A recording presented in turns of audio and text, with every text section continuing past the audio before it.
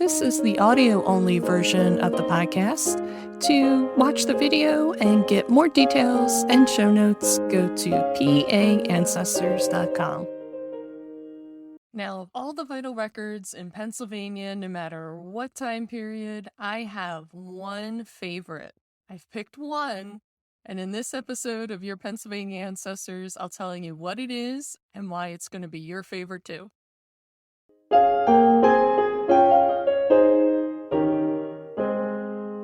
This is Denise Allen with Your Pennsylvania Ancestors, and I think I'm just going to call myself a Pennsylvania nerd at this point. I'm a total nerd, all things Pennsylvania, especially genealogy and history.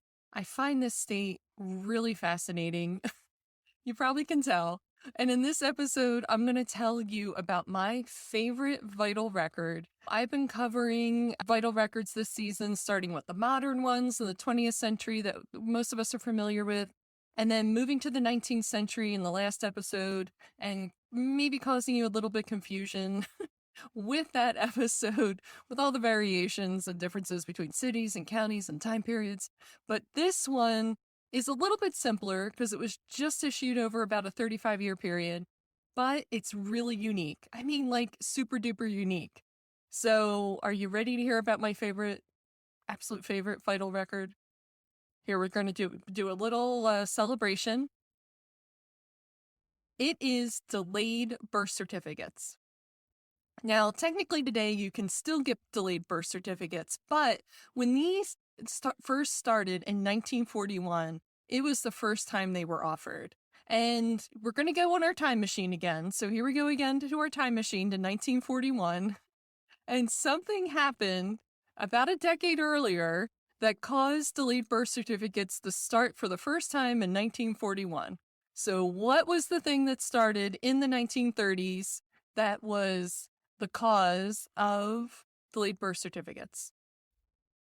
It was the Social Security program. When FDR, President Franklin Delano Roosevelt, instituted Social Security, adults across the nation could apply for a Social Security number, but they had to prove how old they were in order to get that number. It makes sense. Social Security was paying retirement benefits. That's all it was when it first started. It just paid retirement benefits, and they wouldn't know when you qualified for those benefits unless they knew how old you were. So you needed to show up with some sort of proof. And I've already explained how there wasn't 100% compliance across the state in terms of birth registrations. When the Social Security law passed in 1935, if you didn't have some way to prove your age, such as like a church baptism, they would have accepted that, an official church baptism certificate, or a birth registration from your county, or if you were very young and wanted to apply for a Social Security number, your actual birth certificate from the state that started in 1906, then you were sort of out of luck. I mean, how are you going to get a Social Security number? And after 6 years, the state of Pennsylvania figured it out by allowing people to apply for a delayed birth certificate.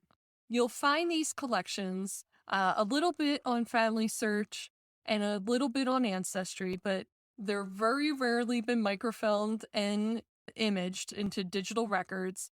I know, you hear me say this a lot. You're going to see some of them, but you're not going to see all of them. And this is what makes genealogy so challenging. You have to know as a genealogist what you're going after, and then the second layer is to know where you're going to find it. So you have to know first what you want, and then you go and look for it.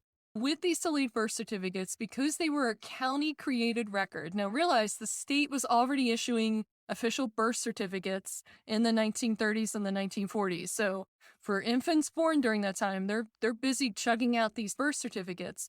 But they allowed the counties to issue these delayed birth certificates because people could go to their county courthouse with 3 affidavits, and apply for this delayed birth certificate. Now, here's the confusing part, because there's always a confusing part with records in Pennsylvania, well, genealogy records in general. The confusing part is each county had a different kind of form. I know, I'm laughing. I always find this so funny. Because I find the form in one county and I think, oh, this is what the form looks like everywhere. And then I go to a different county and I'm like, oh, this is a completely different form.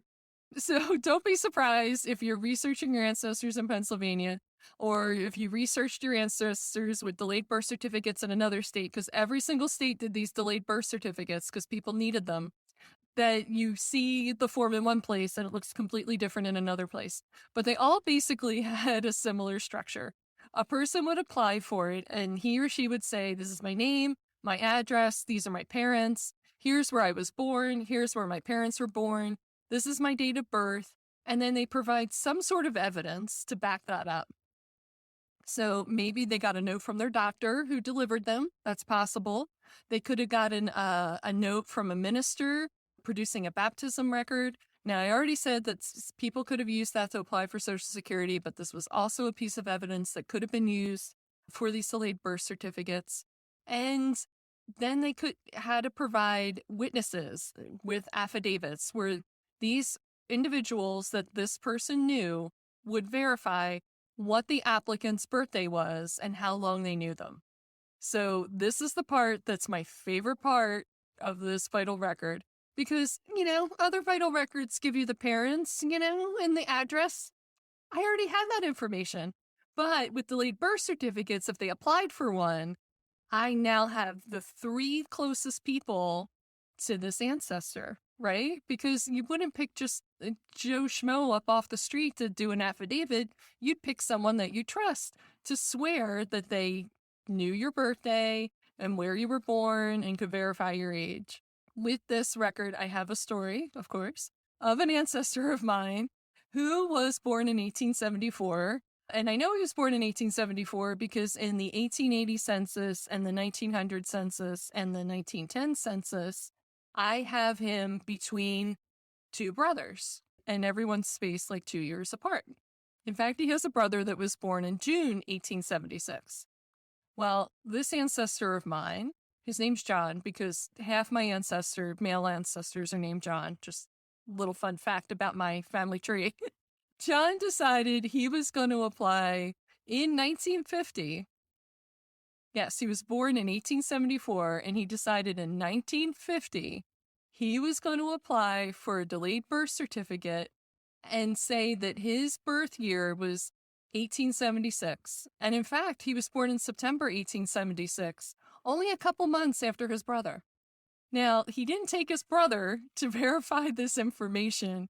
He took his sister-in-law and 2 friends from work that he'd worked with for 30 years. And that's how I know. I researched those 3 individuals to figure out who were these people going along with him to make him 2 years younger. I have no idea why he did it. I find it hysterical, personally. I don't know if he wanted to be born during the centennial, because that was the 100th anniversary of the country.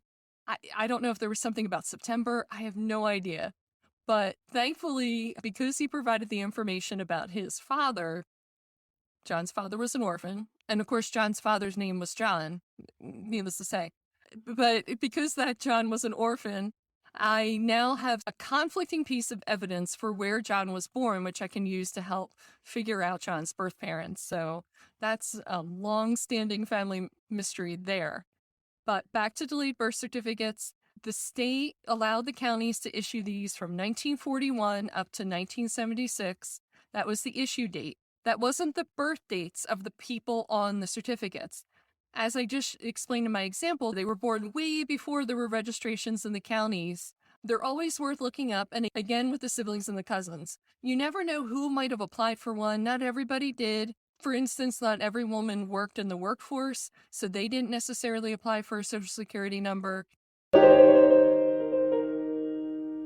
Now, to find them, always the tricky part, they were issued by counties, so in the clerk of the orphans court. You'd want to check on Family Search under your county and look under vital records again to see if they have been microfilmed by Family Search and are on there. Again, probably not searchable where you type in the name and it pops up. It might be by now, by the time you watch this video. You never know. These things change. But you can scroll through the roll and look for your ancestor. I noticed in some counties, they actually had people state where they went to school, elementary, junior high, high school, if they did college, and then every place of employment and for how long. Wouldn't that be an amazing piece of information to have on your ancestor? I mean, that is just great.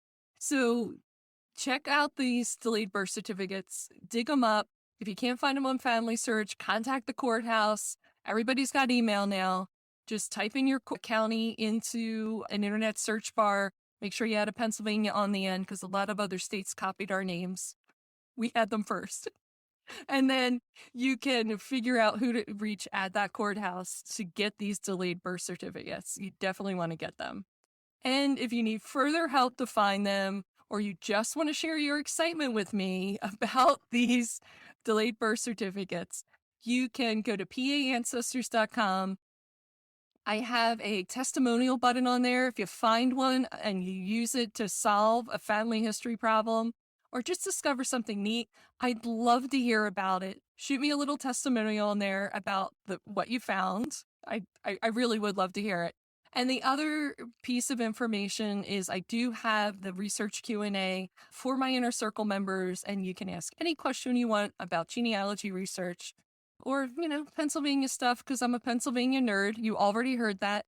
And then I will answer that in the live Zoom session, and then you can watch the recording if you weren't there. And we could just chat in the live Zoom. It's fun to chat and hang out, right? Right? Yeah.